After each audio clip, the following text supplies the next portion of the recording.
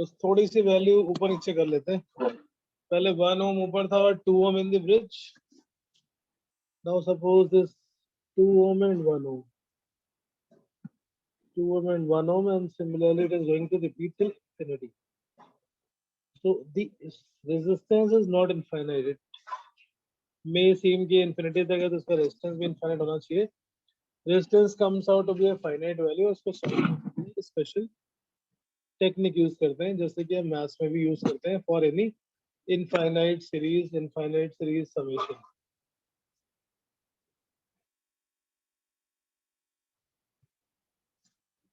Correct. तो like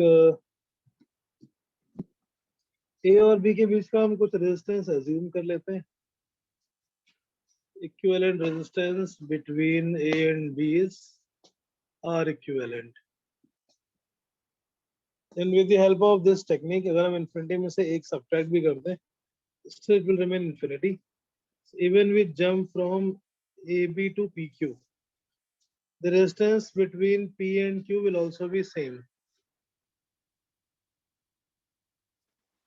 और ऐसा करके हम इस सर्किट को एक फाइनाइट सर्किट में चेंज कर सकते हैं. So we connected the value of resistance जो P और Q के आगे का रेजिस्टेंस है. We connected its value as R equivalent 1 ohm and 2 ohm.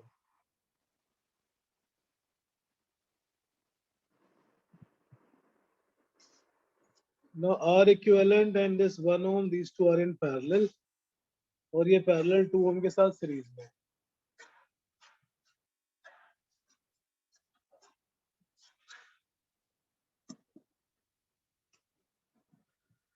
Parallel में formula R1 R2 divided by R1 plus R2 और उसके साथ 2 ohm सीरीज में. That become resistance between A and B which is also R equivalent.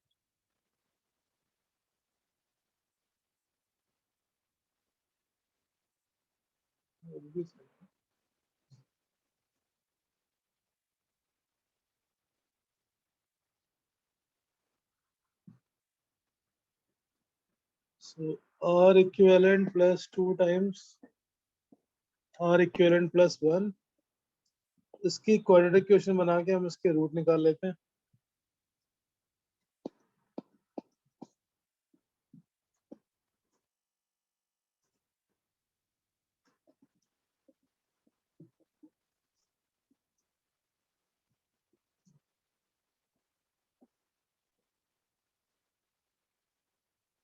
-2 is equal to 1.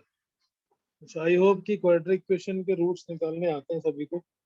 ax square plus bx plus c equals to 0 if this is a quadratic equation. इसके root का formula होता है minus B plus minus root B square minus 4ac upon 2a.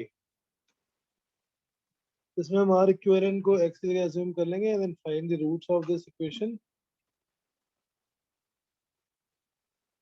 Are equivalent is minus B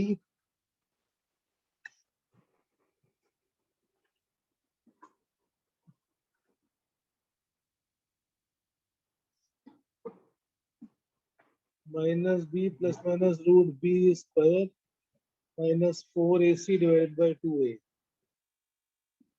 ये आ गया 2 plus minus root 12. 2 plus minus root 12 divided by 2, that becomes 1 plus minus root 3, and root 3 is greater than 1, so it cannot be negative. Resistance cannot be negative, it is 1 plus root 3. Equivalent resistance root 3 is 1.73, so आ जाएगा 2.73 ohm. Equivalent resistance of this circuit comes out 2.73 ohm. Right. So जो step clear now एक बार फिर से देख लीजिए and check. In all the infinite ladder circuit, we use the logic that infinity minus 1 is still infinity. So from the whole circuit, if we remove one ladder and jump to the second ladder, the overall circuit still remains same. Therefore, P और Q के बीच का resistance भी R equivalent होगा. We replace that whole circuit by its equivalent value. By its equivalent value, R equivalent.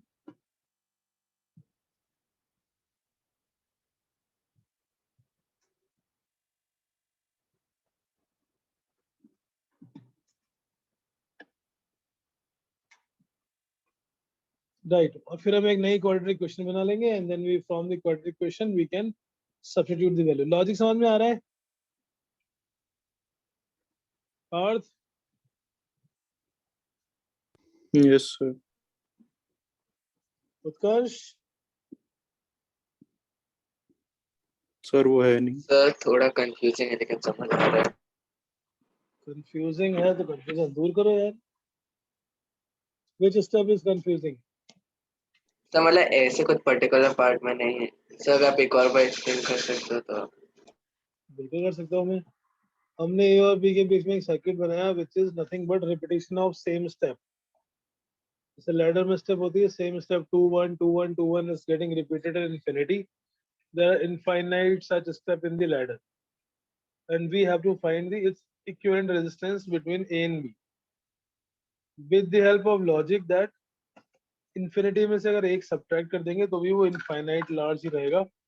Circuit will still remain same. So if from AB we jump to PQ, leave only one ladder from the circuit, this circuit has still same resistance as initial. So हमने P और Q के आगे के circuit को हटा के उसकी जगह पे उसकी इक्विवेलेंट वैल्यू करनी कर दी which is same as R equivalent. Right? अब इस सर्किट में R और 1 पैरेलल में R1 R2 by R1 plus R2 इसके साथ 2 सीरीज में आ गया. This gives the equivalent resistance between A and B or equivalent resistance between A and B is also R equivalent. अब इस सर्किट को LCM लेके सॉल्व किया, we got a quadratic equation. Quadratic equation के roots निकाल लेते हैं by using this quadratic formula.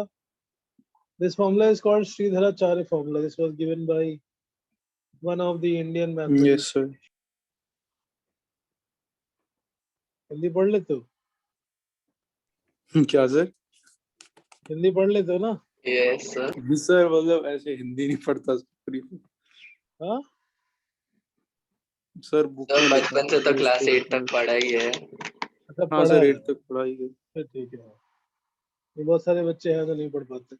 Sridharacharya, this is one of the Indian mathematician who gave this formula.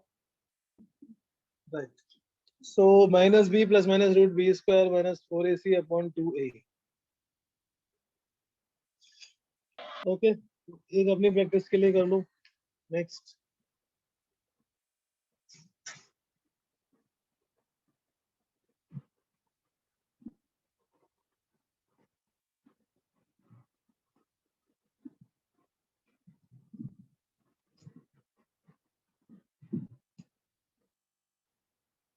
One ohm, 2 ohm, and 1 ohm. 1 ohm, 2 ohm, and 1 ohm. 1 ohm, 2 ohm, and 1 ohm. 1 ohm, and 1 ohm.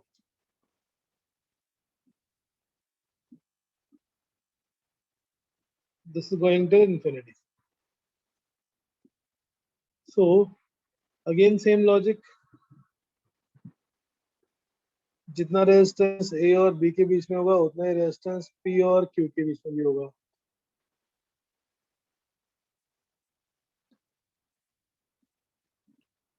तो हम पहले step को as rest रखते हैं और second step की जगह पे पूरे सर्किट की ओवरऑल वैल्यू कनेक्ट कर देते हैं.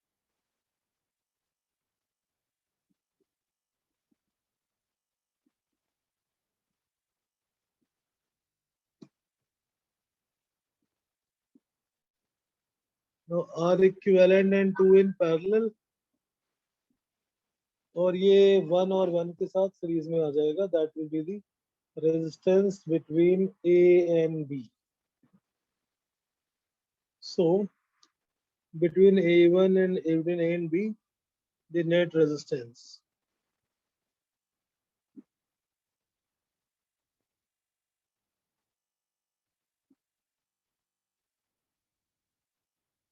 One ohm, R1, R2 divided by R1 plus R2.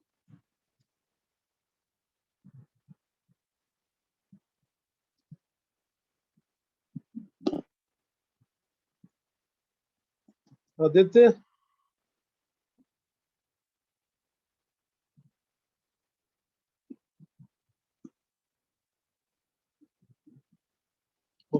Aditya is also not here. Very good. शायद कुछ competitive स्कूल में कुछ competition है शायद आज. Yes, he sent me the message. Yes, solve this.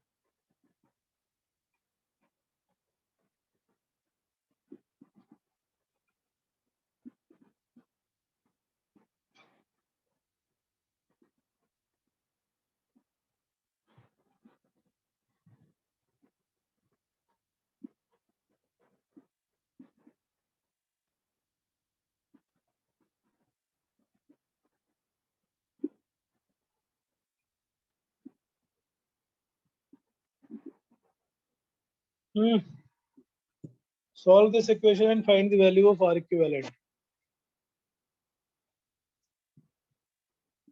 Kabir, sir कर रहा हूँ, एक सेकंड में रिकनेक्ट करने चला गया था अभी. यहाँ तक किसी को doubt? Any step not clear?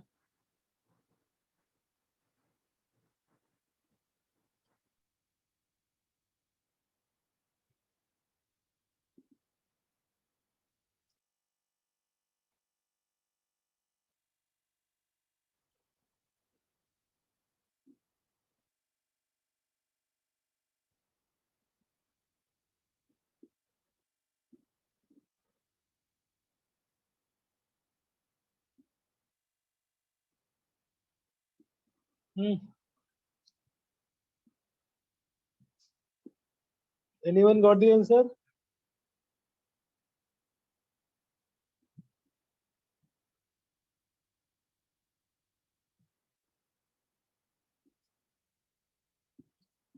Sir ये इरेशनल नंबर है क्या?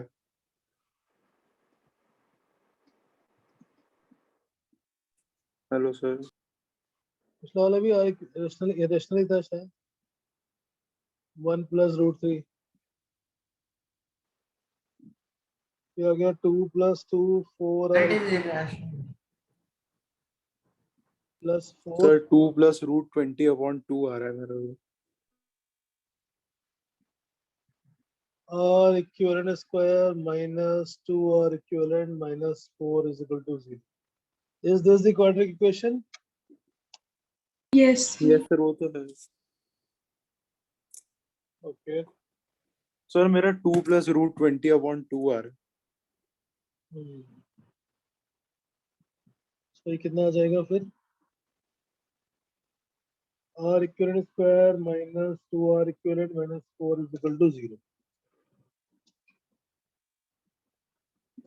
Minus B plus minus root B square minus 4AC upon 2.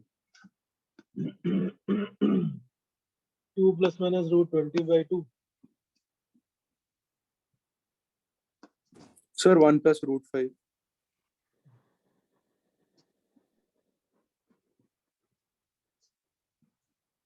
√5 is 2.23. Say 3.23 ohm आ जाएगा.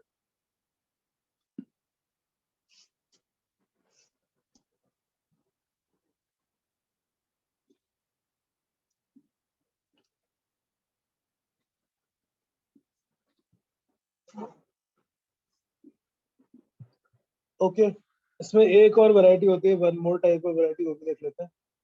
इनफाइनाइट लैडर में जब स्टार्टिंग से इंफिनिटी होता है तो हम सर्किट में एक लैडर छोड़ के सेकंड लैडर पे जंप कर सकते हैं.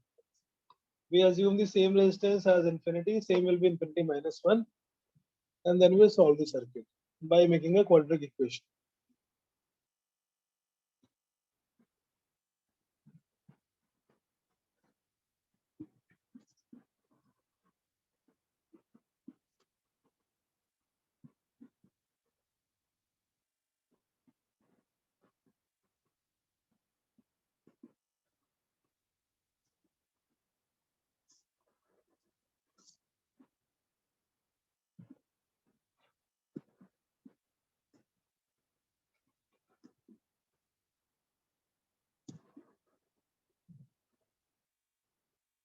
समझाता हूँ सर्किट क्या becomes independent of number of loops in between. एक सर्किट है जिसमें बहुत सारे इनफाइनाइट लूप्स हैं, 1 ohm, 2 ohm, again 1 ohm, 2 ohm, और ऐसे करते करते बीच में इन्फिनिटी तक है। और फिर जो लास्ट में स्टेप्स हैं 1 ohm, 2 ohm, 1 ohm, और ये लास्ट वाला एक अननोन है। क्वेश्चन क्या बोल रहा है ये, in this infinite ladder what should be the value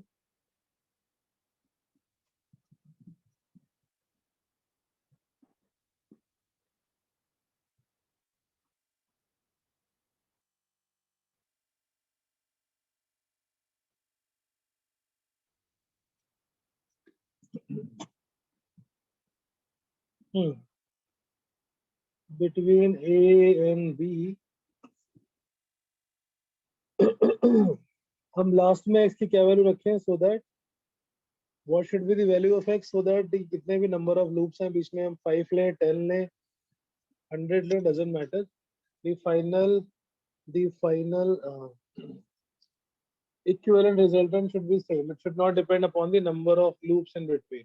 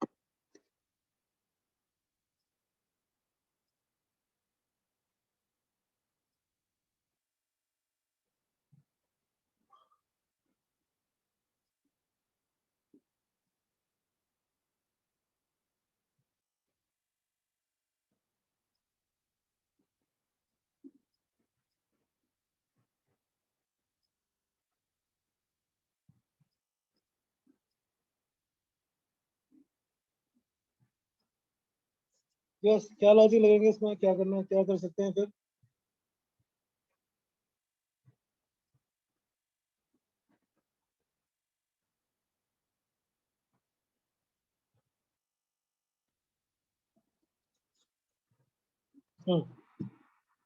last में जो x हमने वैल्यू रखनी है, so we have to put such a value that after solving one complete loop, अगर ये फिर से x बन जाए, after solving one complete loop, if again become x, if again become x, again become x, so that means whatever value we put after solving one circuit or one loop, it again become x. तो ये थोड़ा opposite type of question, this is a different type of question।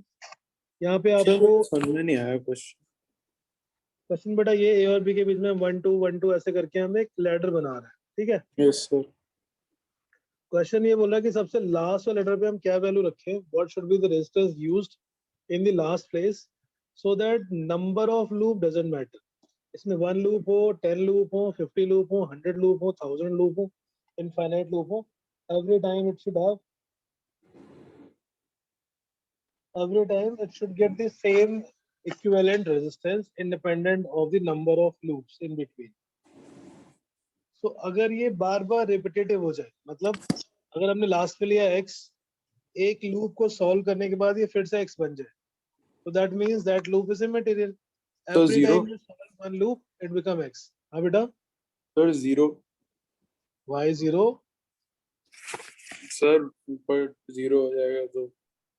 नहीं नहीं, अभी समझ नहीं पाया इसका मतलब। ये 1 ओम, ये x ओम और ये 2 ओम, हमने सबसे लास्ट में क्या वैल्यू रखी है, x।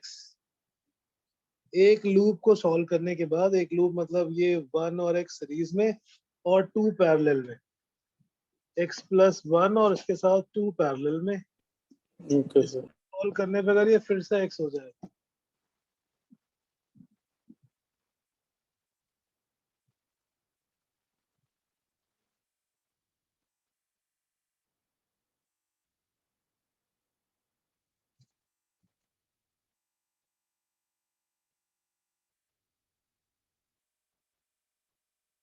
बेटा ये समझ गए क्या हो रहा है?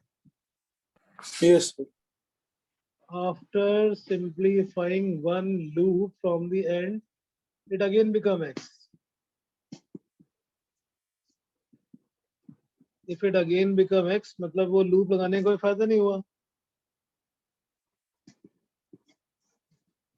सबसे लास्ट में था x, x के साथ 1 सीरीज में x plus 1 और x plus 1 is in parallel. Sanj, understood? Yes, sir. हमने a और b के बीच में लगाया x और p और q के बीच में एक लूप सॉल्व करने के बाद ये फिर से x हो जाए. तो ये जो बीच का लूप था वो गायब हो गया, उसको लगाने या न लगाने का कोई फायदा नहीं होगा. So we use that logic कि हमें ऐसी वैल्यू डालनी है सबसे लास्ट वाले रेजिस्टेंस पे that number of loops solve करने के बाद भी वो सेम वैल्यू में कन्वर्ट हो जाए. If become again the same value, then number of loops become independent. So 2 times x plus 1 is equal to x into x plus 3. Quadratic equation बनाओगे x square plus 3x minus 2x square plus x minus 2 is equal to 0. Sahan, you understood this question and the logic that by which we are solving? Yes, Solve करो इसकी root, इसका क्या आएगा value? sir. Sir, minus 1 plus root 17 upon 4. हाँ? Minus 1 plus root 17 upon 4. Quadratic equation नहीं आ रही ना, x square plus x minus 2. हाँ सर.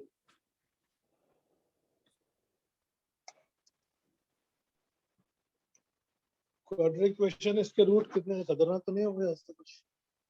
सर मेरा पॉजिटिव वाला यार. b square minus 4ac minus 1 plus 3 by 2 which is 1 ohm. मैंने 2x square लगाया. 1 ohm हमारा रूट तो 1 plus 1 minus 2 yes 0. The root is coming out to be 1. तो सबसे लास्ट वाले में अगर हम 1 की वैल्यू डाल देते हैं 1 plus 1 2 and 2 and 2 in parallel again become 1.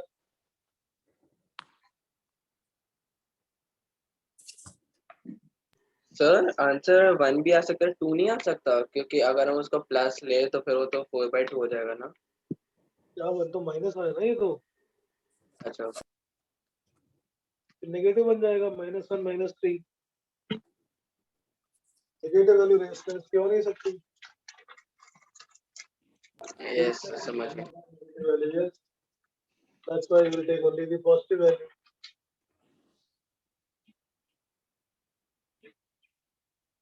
Yes, बताइए और बताइए. Understood? Yes. Yes sir. हाँ, तो क्वेश्चन से ज्यादा इम्पोर्टेंट आपको समझना है इसकी logic. Why we did this? Because हमने सबसे लास्ट में जो स्टेप रखा है it should convert into the same value after solving each step. If it becomes same, that means the number of loop is redundant, that is irrelevant. Okay. अब हम next topic करते हैं, which is Kirchhoff's law. It's very important. Kirchhoff's laws for circuit. Kirchhoff gave two laws for solving the circuit. Solving the circuit का मतलब क्या है? Any complex circuit. अभी तक जो हम सर्किट कर रहे थे, we used to connect only one battery. Circuit has multiple batteries and multiple branches, multiple loops. Then that circuit becomes a complicated circuit. उस सर्किट को सॉल्व करना मतलब उस सर्किट के हर एक एलिमेंट में करंट कैलकुलेट करना, हर एक एलिमेंट के अक्रॉस पोटेंशियल कैलकुलेट करना. That is called solving of a circuit, and that requires Kirchhoff laws. Kirchhoff law is used for solving a circuit. There are two Kirchhoff laws. First is called junction law. Kirchhoff law क्या use करते हैं किसी भी circuit को solve करने में? Circuit solve करना मतलब जब किसी सर्किट में बहुत सारी बैटरीज हो, बहुत सारे वायर्स हो, बहुत सारे रेजिस्टर हो, तो उसको नॉर्मल सीरीज या पैरेलल से नहीं कर सकते. Only for one single loop और single battery we can apply the series and parallel. तो पहला लॉ होता है junction law.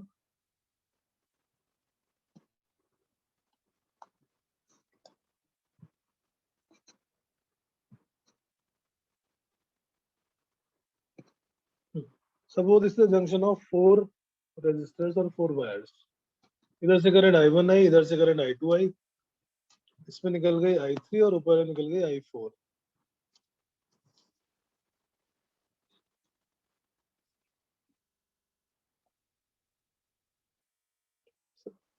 According to junction law, total current that enters a junction must be equal to current leaving the junction. अगर इस junction पे I1 plus I2 current आ रही है तो उतनी ही करंट बाहर निकलेगी, क्योंकि कोई भी जंक्शन करंट को या चार्ज को स्टोर नहीं कर सकता.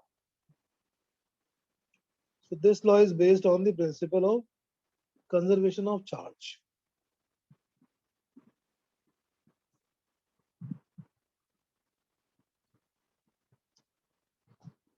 इसको वैसा भी लिखते हैं, किसी भी जंक्शन पे जितने भी करंट आ रहे हैं उन सारे करंट का algebraic sum will be zero. Algebraic sum बोलने में हम हमेशा साइन कन्वेंशन यूज करेंगे. The current coming to a junction taken positive, current leaving the junction will be taken negative.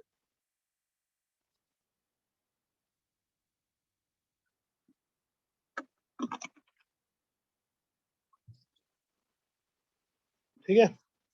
Sigma, so इसका स्टेटमेंट क्या होगा? The algebraic sum of all the current. Junction law is also called as Kirchhoff's first law. The algebraic sum of all the currents at any junction is always zero.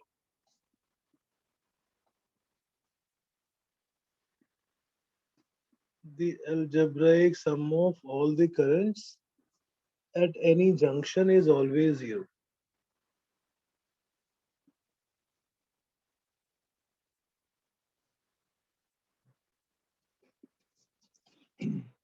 Other statement is the current entering a junction must be equal to current leaving the junction.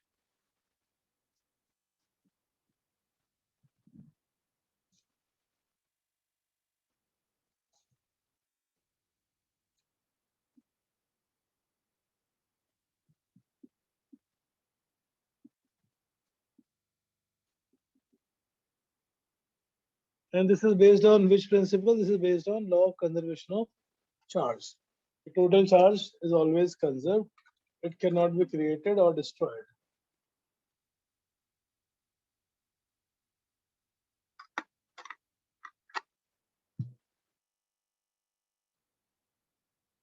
Right?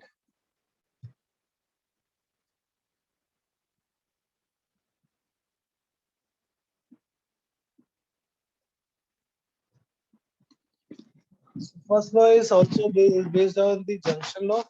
किसी भी junction पे जितना charge आता है, same charge has to leave the junction because the charge is always conserved in any circuit.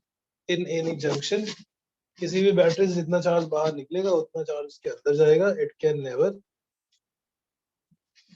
get destroyed. Charge को हम store नहीं कर सकते. भाई junction law. Second,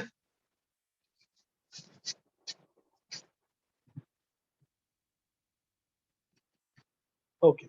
Second circuit is called, second law is called voltage law or loop law. Second law is voltage law or loop law.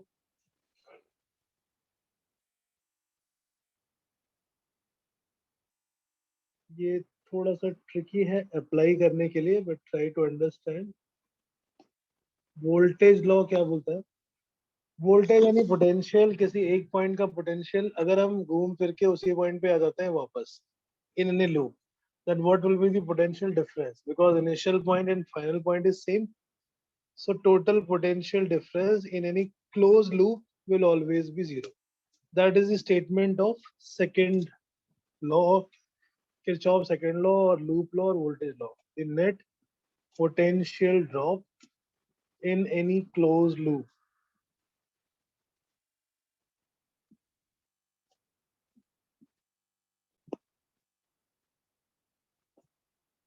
is always zero. किसी भी circuit में close loop में net potential हमेशा zero होगा for very obvious reason, क्योंकि अगर हम loop में जा रहे हैं तो हमारा इनिशियल पॉइंट और फाइनल पॉइंट सेम है. सर्किट में कैसे अप्लाई करेंगे? किसी भी सर्किट के अंदर, सर्किट में बहुत सारी चीजें हो सकती हैं, resistor, battery, another battery, resistor, ऐसे करके कुछ भी खतरनाक सा सर्किट हो सकता है. इसमें बहुत सारी बैटरीज और बहुत सारे रेजिस्टर्स हैं. सो इसमें लूप कितने दिख रहे हैं इन दिस डायग्राम? हमें लूप से आगे टोटल दो छोटे छोटे हैं, दोनों को ज्वाइन करोगे तो बाहर बड़ा सा बचेगा. इस सर्किट में जितने भी लूप हैं उतनी लूप की इक्वेशन लिख, and the equation of loop is कि किसी भी लूप में जितने एलिमेंट हैं उनके अक्रॉस सबका पोटेंशियल डिफरेंस निकालो. The sum of potential difference across each element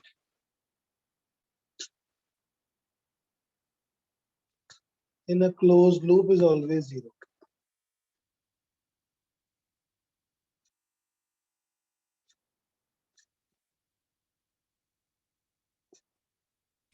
sir आप एक सेकंड लास्ट स्लाइड दिखा सकते हो? Kirchhoff's first law, junction law, based on conservation of charge.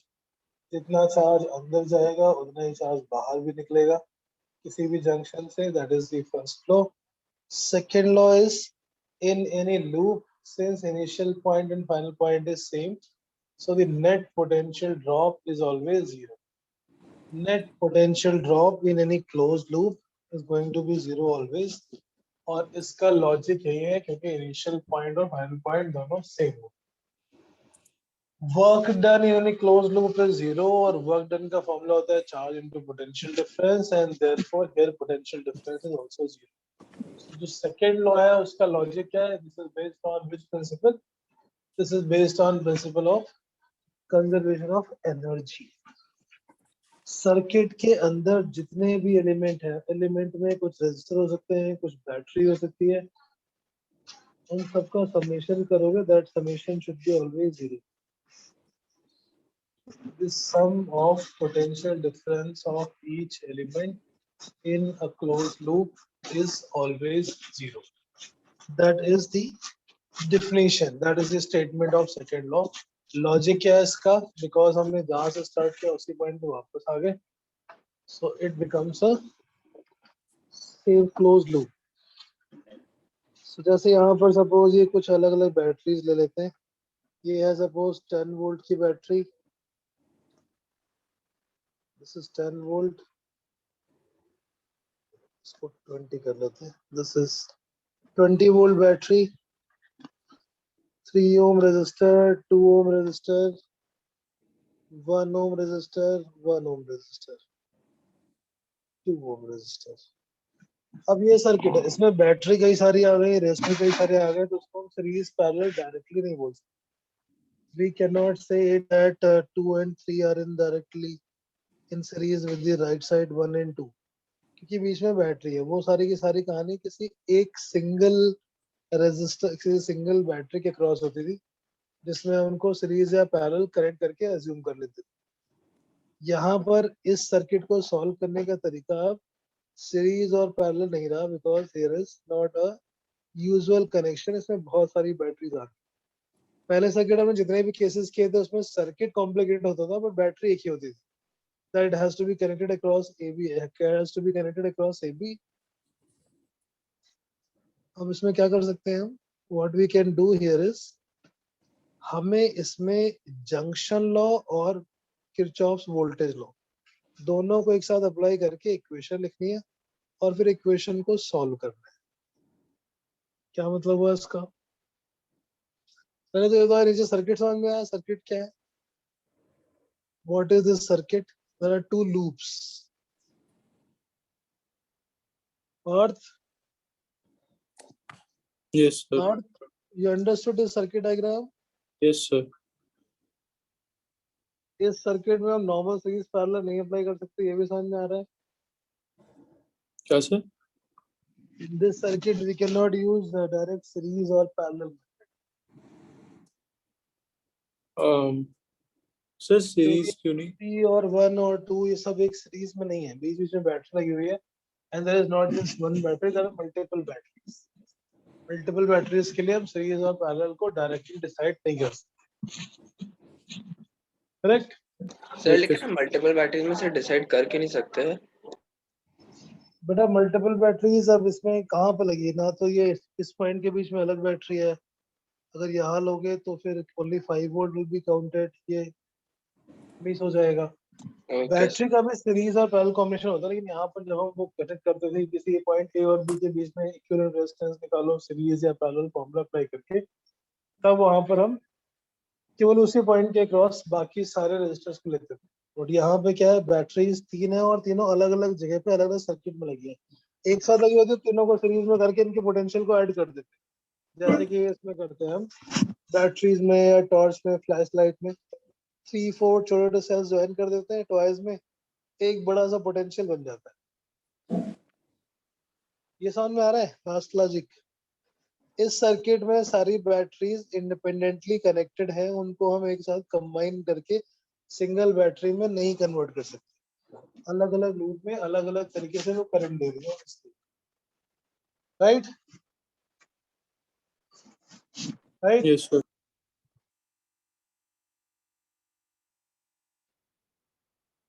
Right. Okay. So क्या लॉजिक हो सकता है, मेथड क्या हो सकता है, आराम से समझना. This is little tricky. हमें सबसे पहले तो जितनी बैटरीज हैं उन बैटरी से करंट ड्रॉ करना है और इस सर्किट में करंट डिस्ट्रीब्यूशन एज्यूम करना है. Step 1 is assume a current distribution in the circuit. Current distribution हम क्या सोच के करेंगे कि जो सबसे बड़ी वाली बैटरी है जिसका पोटेंशियल सबसे ज्यादा है वो तो हमेशा चार्ज देगी. assume current distribution in the circuit.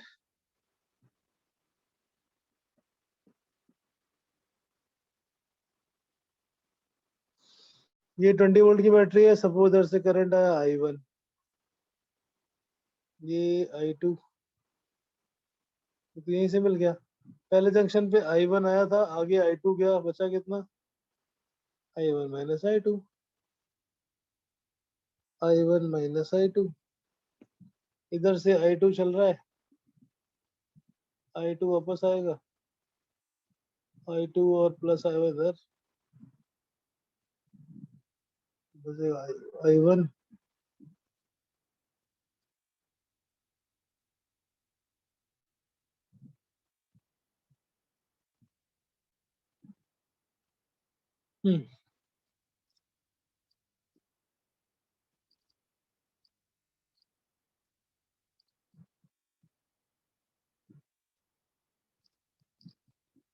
Right. हमने एक charge distribution, current distribution circuit में एज्यूम किया by drawing the current from the biggest battery. अगर ये गलत भी होगा तो भी कोई पंगा नहीं है, सॉल्व करने में नेगेटिव आ जाएगा. तो हमने करंट राइट साइड में ली है और करंट डायरेक्शन नेगेटिव आ जाती है, इसका मतलब जो हमने एज्यूम किया उसके अपोजिट डायरेक्शन में करंट फ्लो कर.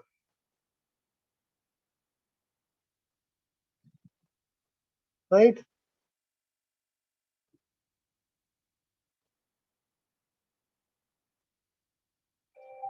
ये करंट डिस्ट्रीब्यूशन आज समझ में, फिर से बनाता हूँ मैं सर्किट. करंट डिस्ट्रीब्यूशन एज्यूम करने में ही सारा सर्किट को सॉल्व करने में सबसे important step is to draw a current diagram.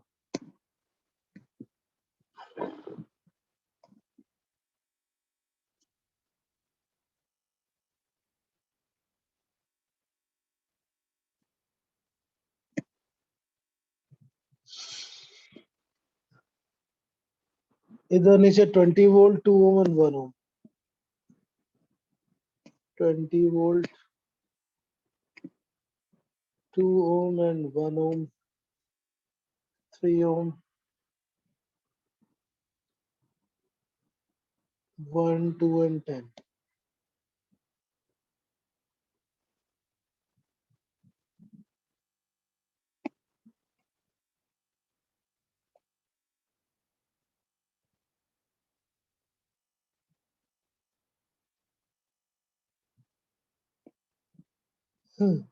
इस सर्किट में हमें एक पहले करंट डिस्ट्रीब्यूशन अज्यूम करना है। तो हिंट क्या दिया हमने, जो सबसे बड़ी बैटरी हो उसके पॉजिटिव टर्मिनल से करंट को हम विड्रॉ कर लेते हैं। इसमें करंट क्या है I1, आगे वाली ब्रांच में क्या I2, I2, I2, I2।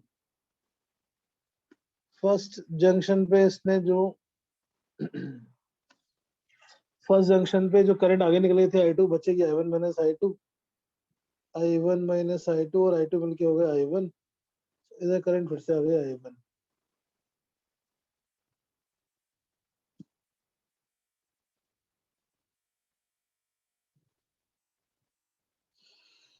अब हम इस सर्किट के अंदर जितने भी लूप्स हैं उन लूप्स के लिए हम अप्लाई करेंगे किरचॉफ्स वोल्टेज लॉ।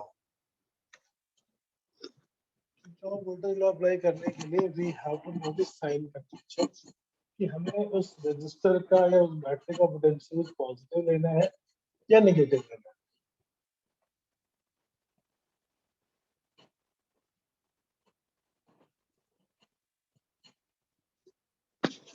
पॉजिटिव लेना है या नेगेटिव लेना है मतलब, सो जैसे सपोज हम लूप 1 की इक्वेशन लिख रहे हैं, लूप 1 ये लेफ्ट वाला है, इक्वेशन फॉर लूप 1। बेटा ये फर्स्ट सिस्टम समझ में आया? पहले ये बताओ फर्स्ट सिस्टम में क्या किया हमने, बैटरी से करंट लिया और पूरे सर्किट में उस करंट को जंक्शन लॉ के हिसाब से डिराइव कर दिया। Is it clear? Yes. Sir आप एक बार वेट कर सकते हैं? Yes, sir. Sir yes sir. आप लेट ज्वाइन किया, मुझे लगा शायद नहीं करोगे। नो सर, एक्चुअली हम शिफ्टिंग कर रहे थे तो। अच्छा काफी लेट ज्वाइन किया आपने। हाँ, हमने किरचॉफ लॉ स्टार्ट किया है। किरचॉफ लॉ से एक बार फिर से पढ़ लेते हैं। Kirchhoff law is laws used for solving a circuit. Circuit मतलब इसमें बहुत सारी बैटरी हो, बहुत सारे रेजिस्टर हो और हमें हर एक रेजिस्टर में करंट निकालना हो, पोटेंशियल निकालना हो, तो हमारे पास दो लॉज हैं, इनको हम यूज करके सर्किट सॉल्व करते हैं। First law is junction law. Junction law says कि किसी भी जंक्शन पे जितनी करंट आएगी उतनी करंट वहां से बाहर जाएगी। क्वाइट ऑब्वियस रीजन है क्योंकि चार्ज को हम कभी स्टोर नहीं कर सकते, charge can not be stored, so it is but obvious. I1 plus I2 इस जंक्शन पे आ रही थी, I3 और I4 जंक्शन से बाहर जा रही थी। I1 plus I2 is I3 plus I4।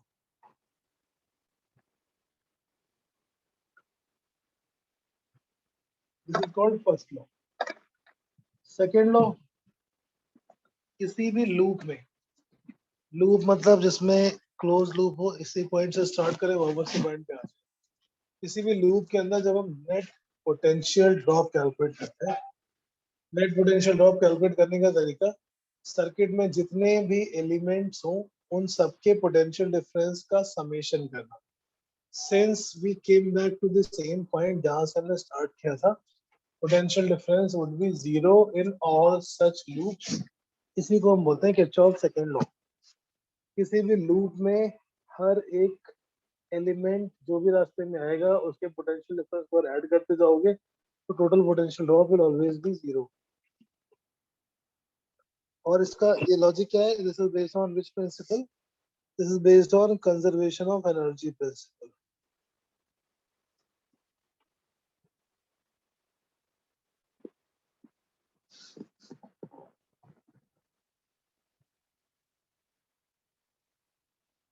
कर्ष, yes sir. यहाँ तक बात समझ में आ गई?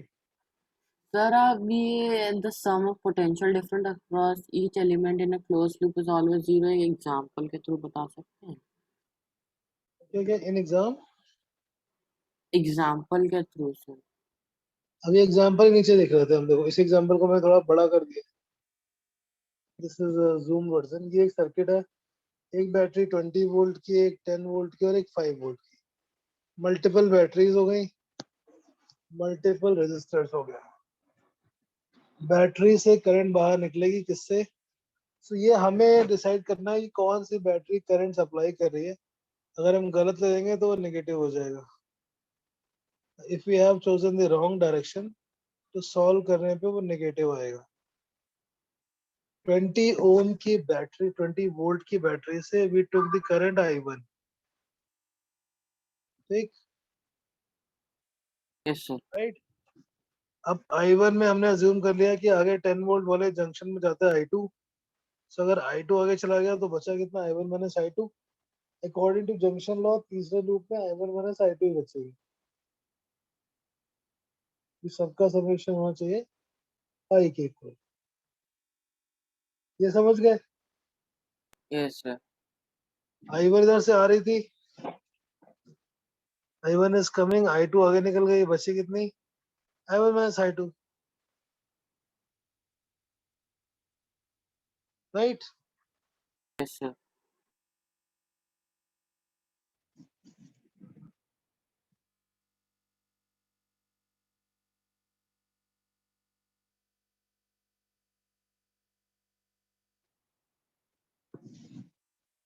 हम ऐसे I1 माइनस I2, इधर से I2 आया, दोनों मिलके फिर से हो गए I1। ये फिर से चार्ज कंजर्वेशन, चार्ज बैलेंस हो रहा है हर एक जंक्शन। इस सर्किट में ऐसे दो लूप है, एक लेफ्ट में और एक राइट में, और दोनों को ऐड करते हुए तो एक बड़ा सा बाहर वाली बन जाएगा loop number.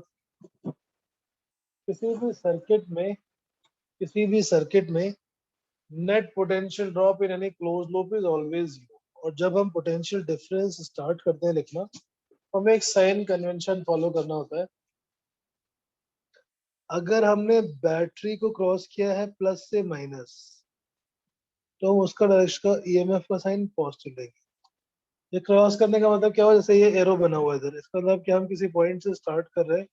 Let's say we start from point A और हम लूप 1 में जा रहे हैं एंटी क्लॉकवाइज। तो रास्ते में हमारे पहले बैटरी पड़ेगी 20 वोल्ट की, और वो किधर से किधर जा रहे हैं हम?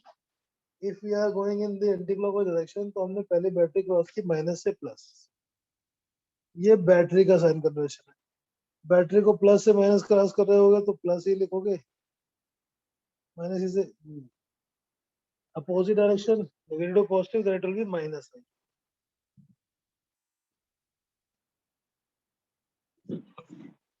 पॉजिटिव से नेगेटिव को पॉजिटिव लेते हैं और अपोजिट डायरेक्शन में नेगेटिव पॉजिटिव को नेगेटिव लेते हैं।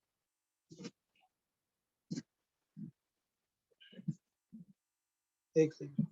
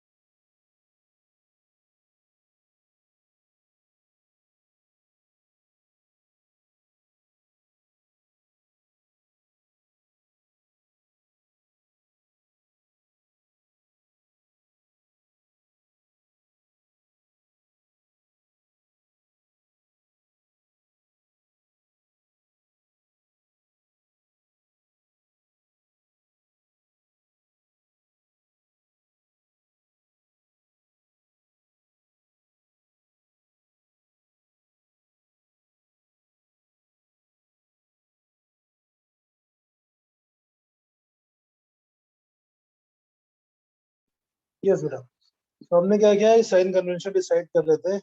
साइन कन्वेंशन बैटरी के लिए क्या है? अगर हम किसी बैटरी को क्रॉस कर रहे हैं माइनस से प्लस की तरफ, ये एरो है इस क्रॉसिंग का साइन। क्रॉसिंग मतलब जो ये हम एंटी क्लॉकवाइज या क्लॉकवाइज सर्किट को लूप में या तो एंटी क्लॉकवाइज स्टार्ट करेंगे या क्लॉकवाइज स्टार्ट करेंगे। रेजिस्टर के लिए साइन कन्वेंशन है, अगर हम किसी रेजिस्टर में करंट की डायरेक्शन में जाएंगे तो उसका पोटेंशियल डिफरेंस लेंगे पॉजिटिव। अगर हम किसी रेजिस्टर को करंट के अपोजिट जाएंगे तो उसको लेंगे नेगेटिव।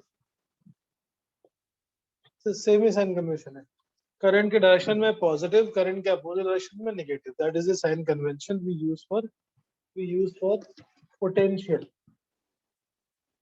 अब ये इस लूप का मैं लिख रहा हूँ, आपको बस देखना है सिर्फ कि थोड़ा सा नई चीज है। आपके लिए बहुत नई चीज है। अगर हम लूप 1 की इक्वेशन लिख रहे हैं फ्रॉम स्टार्टिंग फ्रॉम पॉइंट ए से स्टार्ट कर रहे हैं और लूप नंबर 1 में जाएंगे इन एंटी क्लॉकवाइज डायरेक्शन। ये सब एग्जाम में लिखना है, अभी सिर्फ आपको समझाने के लिए मैं लिख रहा हूँ। हम इस लूप के लिए किरचॉफ लॉ लिख रहे हैं। ए से स्टार्ट किया, रास्ते में सबसे पहला कंपोनेंट क्या आ रहा है? बैटरी। Parth yes sir. समझ आ रहा है ना? ए से स्टार्ट करके हम एंटी क्लॉकवाइज जा रहे हैं, वापस ए पे आ यस सर। जाएंगे। रास्ते में सबसे पहली चीज क्या पड़ी? बैटरी। बैटरी क्रॉस किया, माइनस से प्लस तो निगेटिव। सेकंड आया रेजिस्टर। रेजिस्टर को करंट के डायरेक्शन में क्रॉस कर रहे हैं, करंट के डायरेक्शन में होता है पॉजिटिव, सो I1 into 1। फिर एक बैटरी आई 5 वोल्ट की, फिर ये बैटरी आई 5 वोल्ट की। 5 वोल्ट को भी निगेटिव से पॉजिटिव की तरफ ड्रॉ कर रहे हैं क्रॉस, तो -5। फिर ऊपर चले जाओ रेजिस्टर की डायरेक्शन में, सो पॉजिटिव +3I1। फिर से इधर आ जाओ, प्लस रेजिस्टर के डायरेक्शन में 2I1 इज इक्वल टू 0। इस लूप की इक्वेशन हमने लिख ली। ए से स्टार्ट करके वापस ए पे आ गए अकॉर्डिंग टू लूप 1। सो 3 + 2 5, 5 + 1 आ गया 6I1 -25 is equal to 0। I1 की वैल्यू आई 25/6,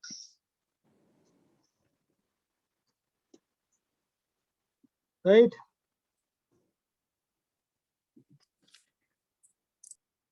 यस सर। फिर से टेक योर टाइम। हमने क्या करना है? पहले बैटरी से करंट, और बैटरी से करंट हमने 20 से लिया, आप 10 से ले सकते हो, आप 5 से ले सकते हो। गलत सलत होगा तो नेगेटिव आ जाएगा, सॉल्व करने पे करंट की वैल्यू नेगेटिव आ जाएगी। और नेगेटिव करंट का मतलब opposite to the chosen direction.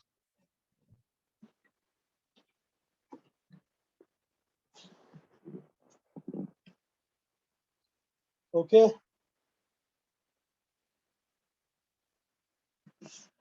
I1 की वैल्यू आ गई 25/6। ऐसे इक्वेशन लूप 2 के लिए क्या होगी? Mister Utkarsh, can you right equation for loop 2? Try करते हैं।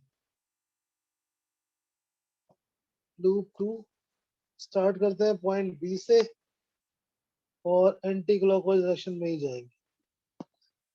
पहली बैटरी को किधर से किधर क्रॉस किया? माइनस से प्लस या प्लस से माइनस? उत्कर्ष, उत्कर्ष, सर लूप 2 है।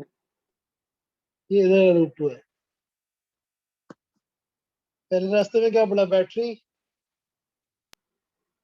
बी से स्टार्ट कर रहे हैं और एंटी क्लॉकवाइज डायरेक्शन में जा रहे हैं।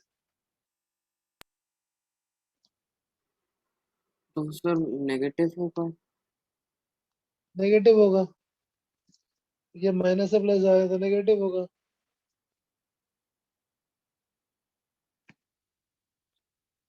Right. +2I2 +2I2 +I2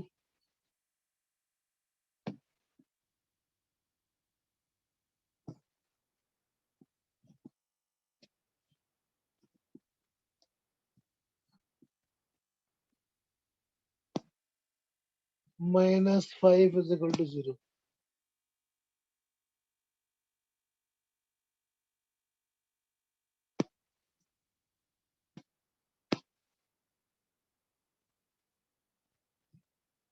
sorry, ये +5 हो गया, प्लस से माइनस।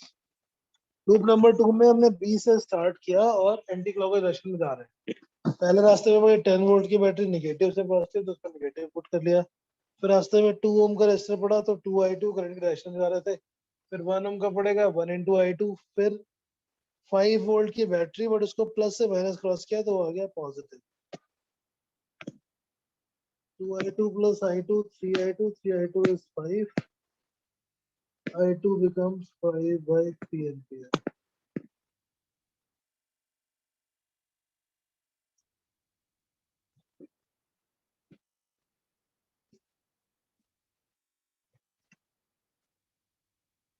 किरचॉफ लॉ यूज करके हम किसी भी सर्किट में करंट निकाल सकते हैं। जैसे यहाँ पे करंट आ गए, अगर I1 I2 की वैल्यू निकाल ली हमने, तो हमें हर एक ब्रांच में करंट पता पड़ गई। करंट इनटू रेजिस्टेंस कर देंगे उस ब्रांच का, तो हमें उसका रेजिस्टेंस पता पड़ जाएगा। उसका पोटेंशियल पता पड़ जाएगा। V is equal to I into R. We can solve the whole circuit by using Kirchhoff law. Solving circuit means finding current in each resistor. हर एक रेजिस्टर में करंट मिल गई, तो हम किसी भी रेजिस्टर के क्रॉस पोटेंशियल निकाल सकते हैं। जैसे potential cross 2 ohm will be 2I2.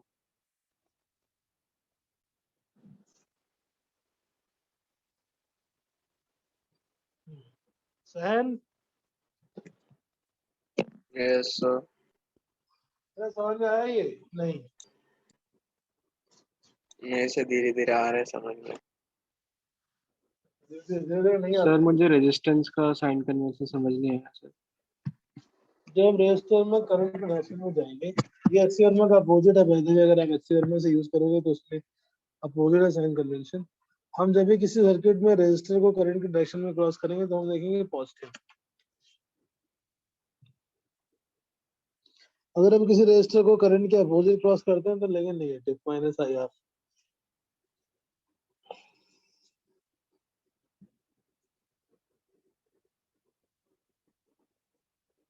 पहला step, take the current from the battery, distribute in the circuit, and after distribution of the current in the circuit, write the Kirchhoff's law.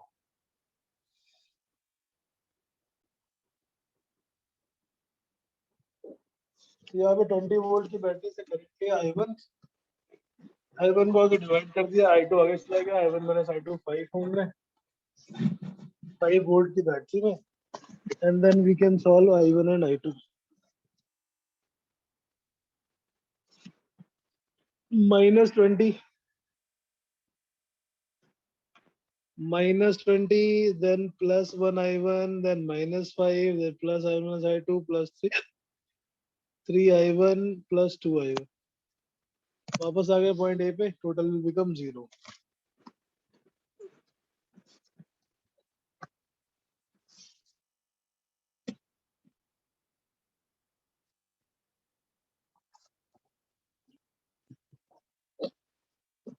Equation for loop 2, ये पहली equation solve हो गई। I1 3 plus 2 5, 5 plus 1 6 I1. Jahid, yes is it clear now? Yes sir.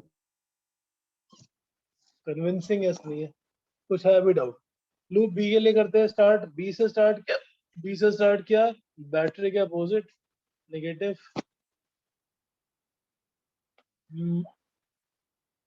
I2 current के direction में positive, I2 current के direction में positive I2, फिर battery plus से minus, so -5 sorry +5 is equal to 0.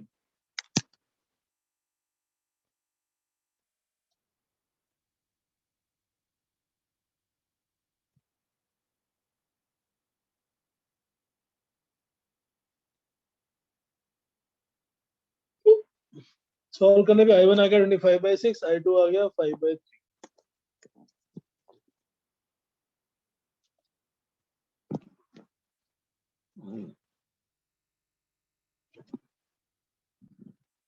Sahan, you understood? Yes, sir. Sahan, Utkarsh, yes sir. yes sir.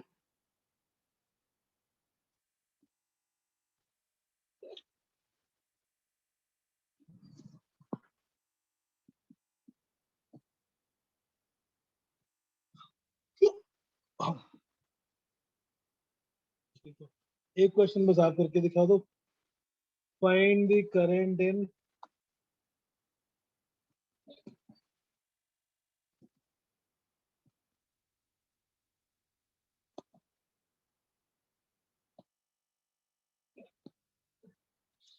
find the current in each resistor.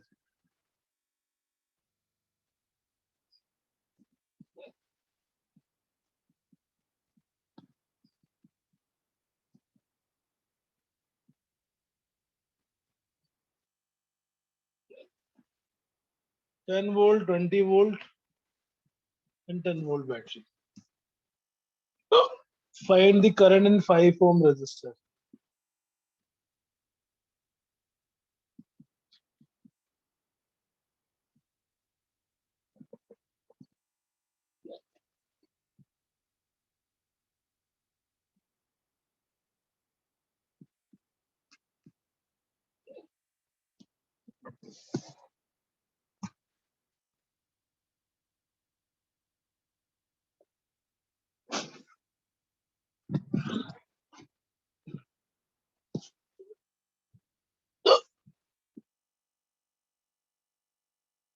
Minus plus,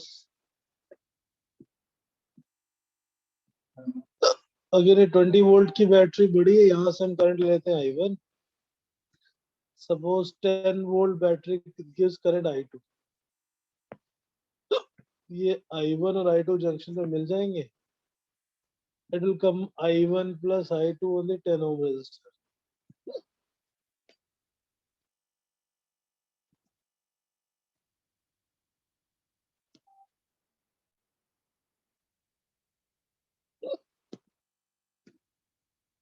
इसमें से I2 इधर चला जाएगा, I1 इधर आ जाएगा।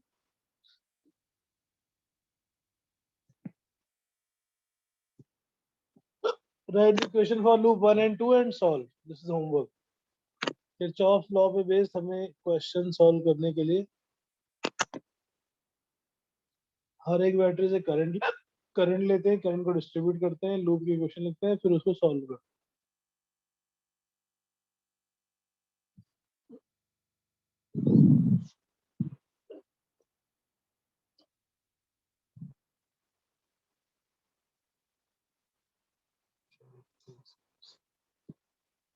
Equation में आ रहे थे, equation for loop 1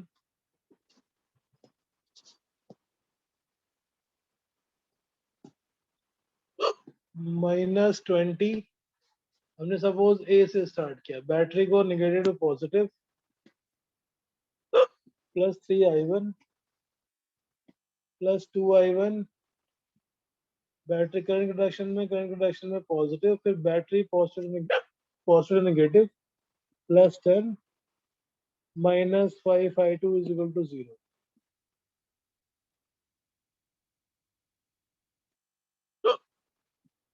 five I1 minus 5I2 is equal to 10।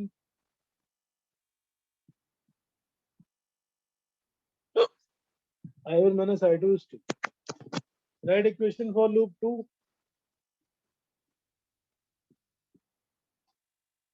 Starting from point B, suppose 10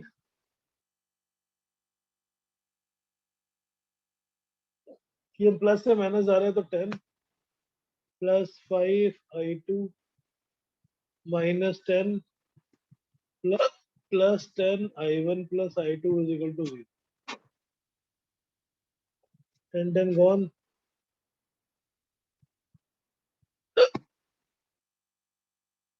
15I2 plus 10I1 is equal to 0।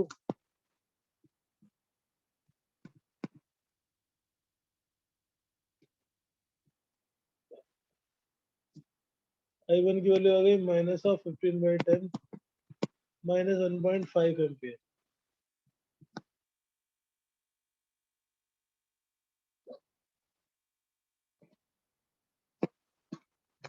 ठीक है, इसको अब आराम से होमवर्क में करेंगे दोबारा। ऐसा सर्किट कुछ एग्जांपल में है एचसी वर्मा में, you will have to see from the HC Verma examples. जितनी बैटरी उतनी करंट, करंट को हम सर्किट में पहले ड्रॉ करते हैं जंक्शन लॉ अप्लाई करके हुए, फिर जितने लूप है हम उतने लूप की इक्वेशन लिखते हैं, and then we solve for the all variables. जैसे दो यहाँ पर लूप है तो दो वेरिएबल्स है I1 I2, दोनों को सॉल्व कर लेंगे। ठीक है, so इसको आप होमवर्क में करेंगे। We will discuss this Kirchhoff law method in detail next class. ठीक है, चलो okay then, thank you. Thank you, sir.